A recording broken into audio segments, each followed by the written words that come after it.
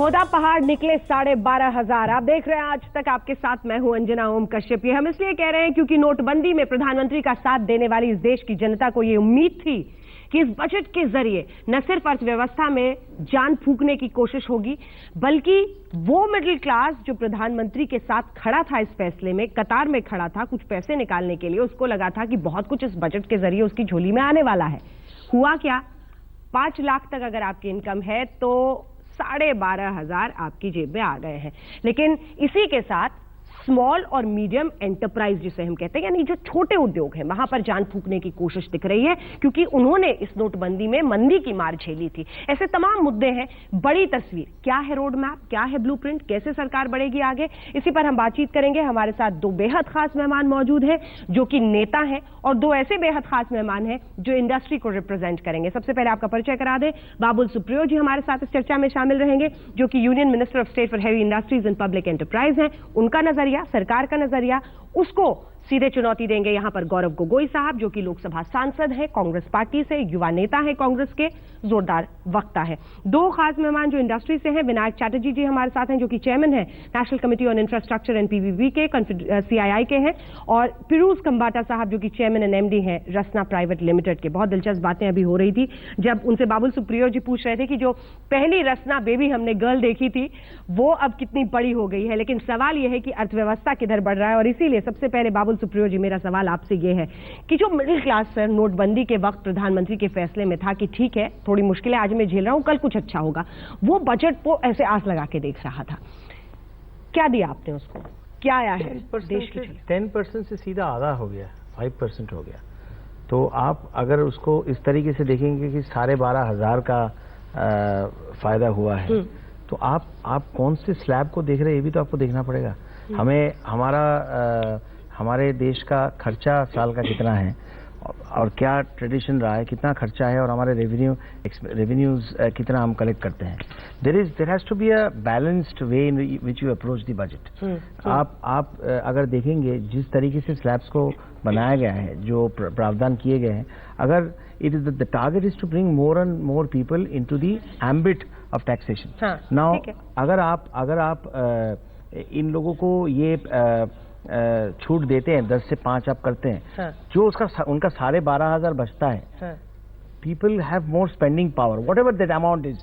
You go for housing loans, you try to get into the tax system, और banks के पास demonetization के लिए ज्यादा पैसे हैं, वो कम पैसे में loans दे रहे हैं। You have to see how the entire thing knits together. Just अगर आपने निकला खोदा पहाड़ निकला चूहा इसका नाम ही दे देंगे तो मैं कैसे उसको मतलब आगे लेके जाऊं? You have to look at the budget in the layers. इसलिए देख रहे थे, ठीक है, मैं आपकी बात मानती हूँ, क्योंकि आप संगीतकार और गायक भी हैं, तो आपको पता है कि हर ध्वनि का कितना अर्थ है, जो आप अभी समझा रहे थे। लेकिन मैं सिर्फ इसलिए हम लोगों ने ये सवाल रखा है क्योंकि मोदी स्टाइल तो है धमाका स्टाइल ना sir.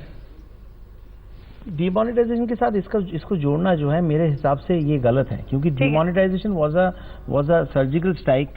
Why? Because it was a surprise strike for those people who have laundered money, who have not used, who have harmed the country by not getting into the tax system. आप थोड़ी देर पहले in your English channel we heard Rahul say that जितना आप बोल रहे हैं कि इतने लोग 10 लाख के ऊपर कमाते हैं, उतना तो चांदनी चौक में उतने लोग कमाते होंगे। अब पूरे देश में इतने लोग टैक्स फाइल कर रहे हैं 10 लाख के ऊपर जो है।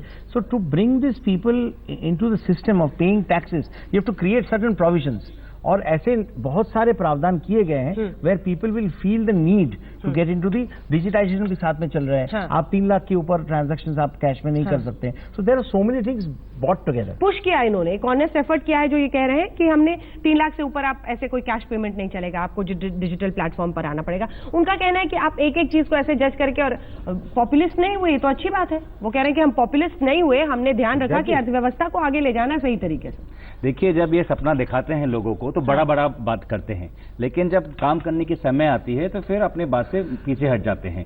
भारत की जनता ने नोटबंदी की समर्थन क्यों की थी? कि उनको लगा था कि ये जो पैसा जो बैंकों में जा रहा है उससे फिर बाद में बजट में उनको कुछ मिलेगा, कुछ उनकी अपेक्षाएं थी। क्या हुआ?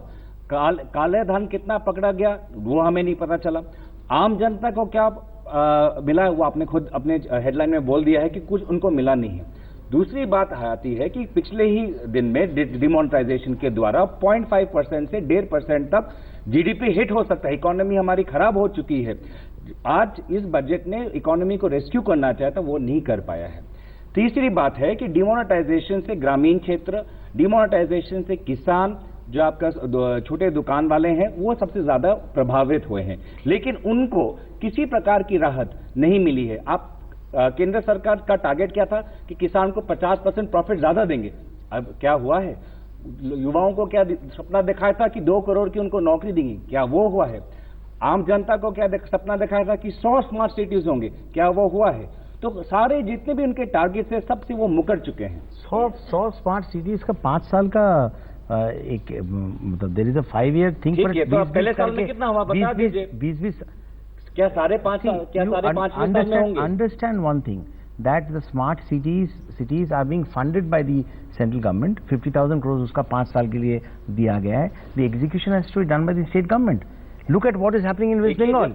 You don't even have the जब आप लोगों को 100 स्मार्ट आप लोगों को ये बताते हैं कि 100 स्मार्ट सिटीज बनाएंगे, फिर ये नहीं बोलते हैं कि वहाँ का राज्य सरकार बनाएगा। नहीं गौरव, ये आप मतलब आप लोगों की आंखों में धूल झोंक रहे हैं। नहीं, जब आप लोगों को गलत समझा रहे हैं, जब आप बोलते हैं कि हम 100 स्मार्ट सिटीज बनाएंगे। अभी आपने बोला कि लोगों ने नोटबंदी में सरकार का साथ दिया, आपने बोला ना, ये पहले आपने ये बात कह दी, आपने मान लिया कि लोगों ने सरकार का साथ दिया। में लगे हैं लोग, तो वो तो हम सबको साथ दिए, लेकिन वो लोग लगे बाहर जाइए, लेकिन उनको कुछ आपके नेता राहुल जी बोलेंगे कि सरकार के साथ नहीं दिया। मैं बता रहा हूं कि आप आज आप देखेंगे इस बजट की बात और भी नहीं देंगे। 50% टैक्स स्लैब को कम कर दिया गया है। बाकी जगह में अगर आप देखेंगे कॉर्पोरेट टैक्सेस में भी जो कमी आ गई है, जॉब जनरेट होंगे। You are encouraging people to get into the market. कितने जॉब क्रिएट होंगे? अपने आप स्पेकुलेट नहीं कर सकते। नहीं, आपने सरकार का ही डेटा है, सरकार का ही डेटा है कि 1.5 लाख जॉब सरकार ने दिए हैं। ये सरकार का ही डेटा है। 2 करोड़ का आपने सपना दिखाया और 1.5 लाख का आपने उसका ये बहुत इंपॉर्टेंट है, क्योंकि इंफ्रास्ट्रक्चर के नजरिए से एक सेकंड सर, इंफ्रास्ट्रक्चर के नजरिए, ठीक है, इंफ्रास्ट्रक्चर के नजरिए से आप बात करेंगे, मुझे पता है, लेकिन सवाल ये है कि ये राहुल गांधी से अगर बीते दिन आपने सुना होगा, कई दिन से आजकल रोजगार पे बड़ा फोकस है कांग्रेस पार्टी का कि सरकार को घेरना है तो आप रोजगार पर घेरिए। अब सवाल ये कि रोजगार क्या ऐसे कहीं से ऐसे गिरते हैं क्या? मतलब अल्टीमेटली इंडस्ट्री, इंफ्रास्ट्रक्चर सबके जरिए ही तो वो परतें खुलेंगी, कैसे होगा? ये क्या है? मतलब ये जो इनका सबसे बड़ा ऑफेंस है अभी सरकार के खिलाफ, उस पर और इंफ्रास्ट्रक्चर पर कितने कदम हम आगे बढ़ रहे हैं? देखिए, job creation, stimulus to the economy, ये सब होगा 2 चीज से, प्राइवेट इन्वेस्टमेंट और public expenditure in infrastructure. Private investment अब काफी स्लो है, सब जानते हैं, फॉर वेरियस रीजंस। तो सरकार का जिस 2014 जून से जब आए थे, तब से क्लियर स्ट्रेटेजी था कि we are going to push public expenditure largely in the infrastructure sector to create jobs.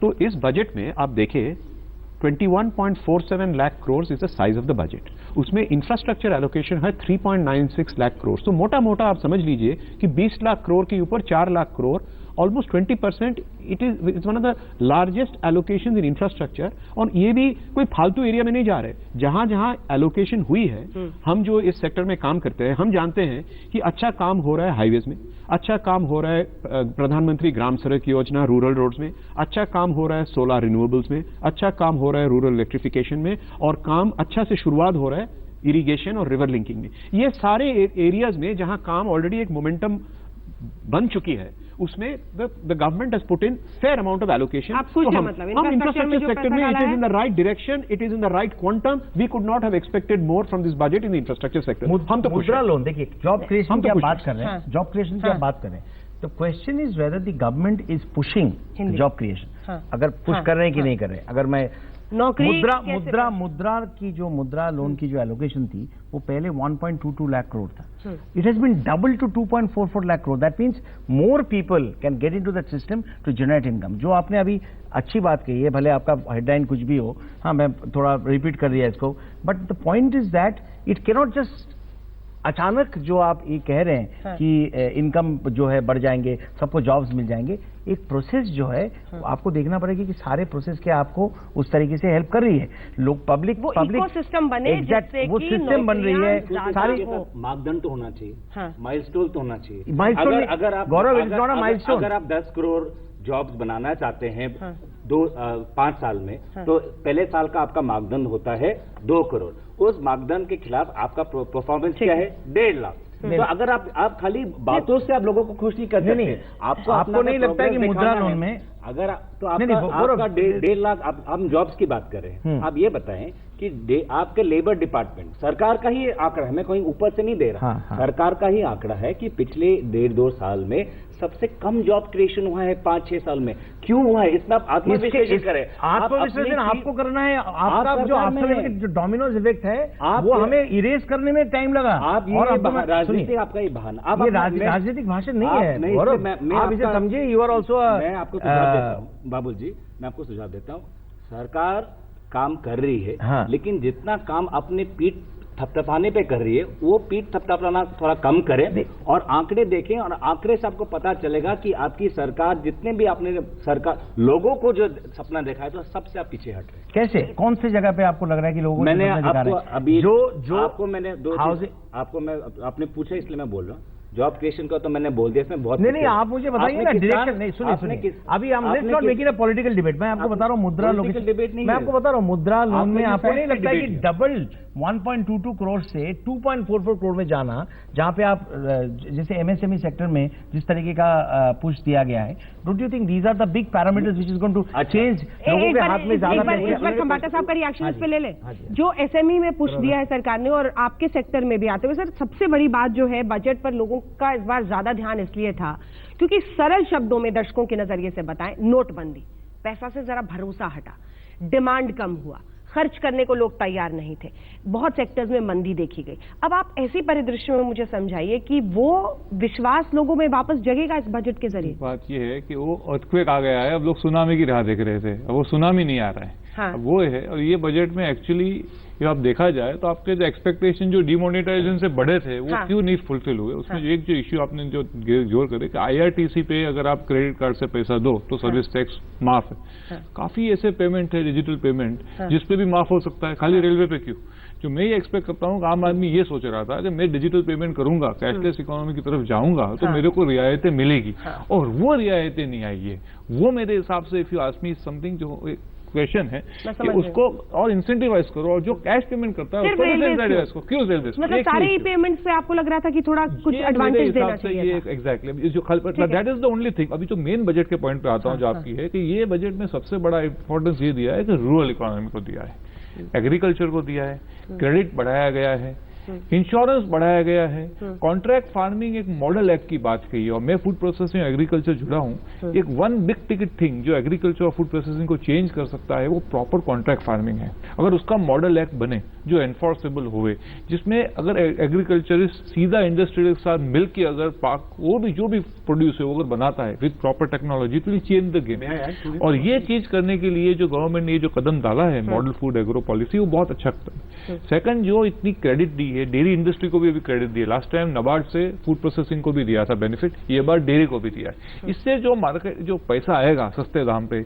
उससे भी इंडस्ट्रियलिस्ट पैसा लगाएगा, और ये सेक्टर में मैक्सिमम एम्प्लॉयमेंट जनरेट हो सकता है on the employment side, on agri and food processing. कितने मार्क्स? देखो, ये मार्क वाला गेम तो अलग चीज है, कुछ तो पता चले कहाँ खड़े हैं आप। नहीं, देखो एग्री एंड फूड से जो बात करेगा वो तो 10 में से 8 मार्क देगा। इरिगेशन में हमारे उन्होंने तो पॉजिटिव रैंकिंग दे दी। मैं वही तो कह रहा हूँ ना। और आप देखिए यूनिक मंडियों के साथ जो ई मंडी जो है, उसके साथ किसानों को जोड़ना, उनको भरोसा नहीं देती कि आपको करेक्ट प्राइस मिल सकती है। और एक और सबसे मिडिलमैन को हटाना, मिडिलमैन को हटाना, और सब्सिडीज में डायरेक्ट बेनिफिट ट्रांसफर का इंट्रोडक्शन करना, ये सारी चीजें जो है, it will only make the farmer more stronger. I want to add to both your points on the agrarian economy. agrarian economy में infrastructure side से भी there have been 3 major initiatives. Rural road program, प्रधानमंत्री ग्राम सड़क योजना, which is one of the biggest connectivity issues, जो produce मंडी में ले आए, fertilizer, seeds ले जाए. The प्रधानमंत्री ग्राम सड़क योजना has been actually a big success.